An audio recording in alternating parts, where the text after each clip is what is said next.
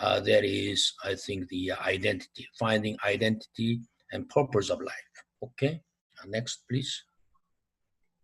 So, so in Abraham's life, God, in a sense, gave at the beginning, God called Abraham, and then leave your country and your father's household, and then God gave a promise and a vision. You will be a blessing. I will make your name great, and you will be a blessing. All the nations of the earth will be blessed through you. After that, this purpose, a promise, is repeated and renewed continuously throughout his life. So, in a sense, Abraham's entire life is to demonstrate how you will be a blessing. This direction and purpose is being fulfilled. Okay, all right. So God followed through Abraham his leadership identity for life. I think that continued. Okay, all right. Next. So and when Jesus came and he called his disciples, follow me, I will make you fishers of men, and so forth. But in general, when Jesus said to the people who were listening to his teaching, he said, you are the salt of the earth. You are the light of the world. This is all about identity, who you are. And when Ephesians 2:10, Paul said, we are God's workmanship, creating Christ Jesus to do good works. This is about workmanship, who we are and what we are supposed to do. And in general, when Peter said to Christians, you are a chosen people, royal priest, holy nation, people belong to God. Before he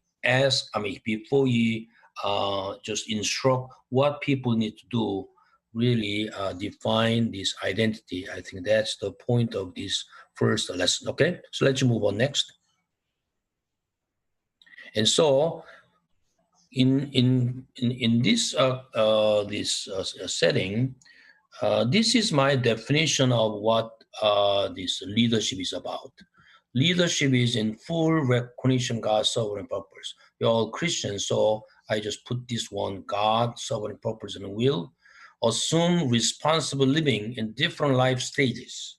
I'm not talking about this particular life stage like in your 20s or 30s, but through different life stages, through personal decision-making and actions, God's instrument of blessing for those who serve and the people in their world. So this is relatively, it's not a short, long, but the point is that there's a God's sovereign purpose. The next one is our responses, and then there's a process of life. I think those three things are being spoken. Okay, and next. So leadership, if we talk about leadership, the opportunity challenges, both opportunities and those challenges. Many people, when they study leadership, they only focus on opportunities, or when you become a leader, what you can do with the position and power and influence. But these opportunities are positive aspects related to formation, development, growth, maturity through leadership. But also these opportunities and also challenges, and you assume the leadership, there is a hardship or demands associated with the positions, roles, expectations, and requirements. So those two things really need to be spoken. So what the ideal should be, but also what the reality, I think those things need to be mentioned. Okay, let's move on next. And so these leadership key assumptions, that all these, whether it is a biblical character leaders or the leaders we talk about, leaders are, in a sense, all followers. It's the followers of God, whoever they are, whatever the even most powerful position, like a president of the United States, they are followers. They are not really leading all the time. Followers, they have to pay attention to the public opinions and others. So leaders are followers. So we really understand leadership to really learn how to be a good followers of God and follow the others for this overall well-being. Okay. Next.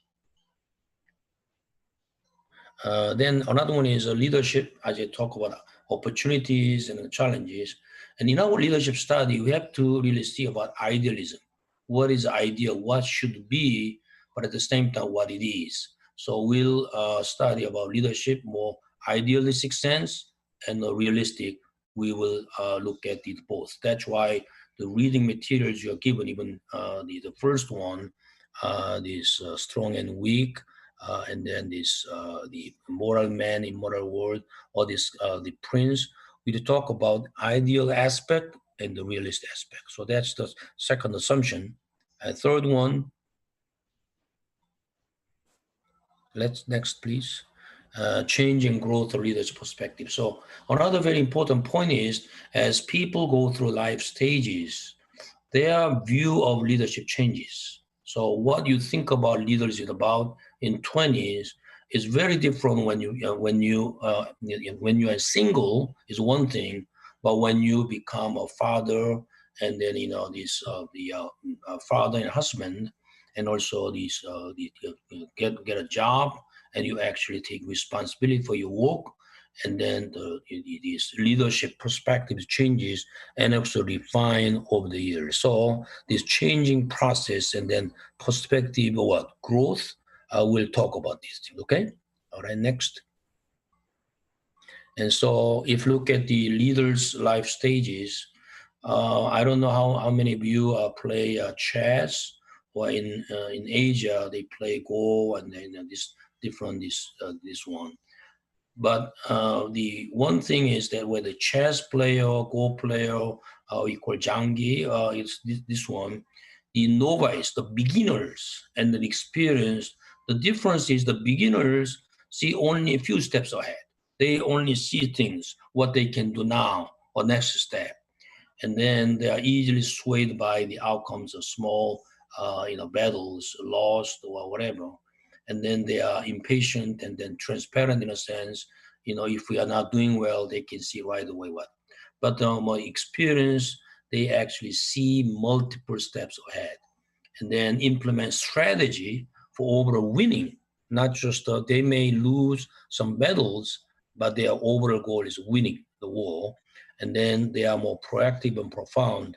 So I think the point of this leadership lecture is we are looking at leadership in a more longer perspective, and more strategically, and then you may be able to see a life. So you are now in 20s, but through this lesson, you can actually see what people in 50s or 60s are thinking, why they behave in such a way.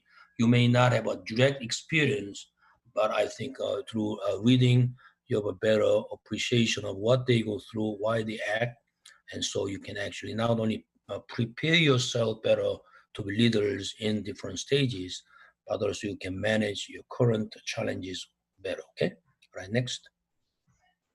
And so if you look at here, this I just did the formation years, growth years, achievement, succession, and final. So I just give about 5 stage. So my assumption is that some of you live beyond 100 years old. So I stretch to 120 years. I hope that some of you live up to 120 and beyond. But in each stage, I think you have a higher and higher level. So as you go from stage 1, stage 2, stage 3, your perspective is what?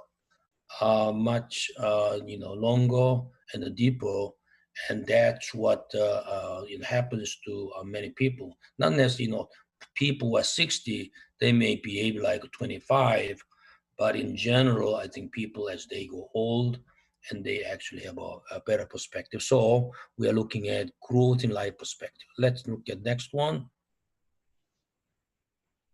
Next. Okay. And then I think I will talk about this very briefly, and then I will pass that to Pastor Abram.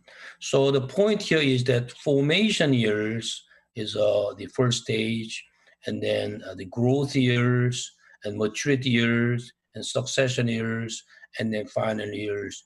The primary task of life and the key questions or crucial priorities are somewhat different. But by the way, because I give these lectures to other contexts, that's why some Korean things are there. So please bear with me. So first point of what we are trying to do here is early years of our spiritual journey.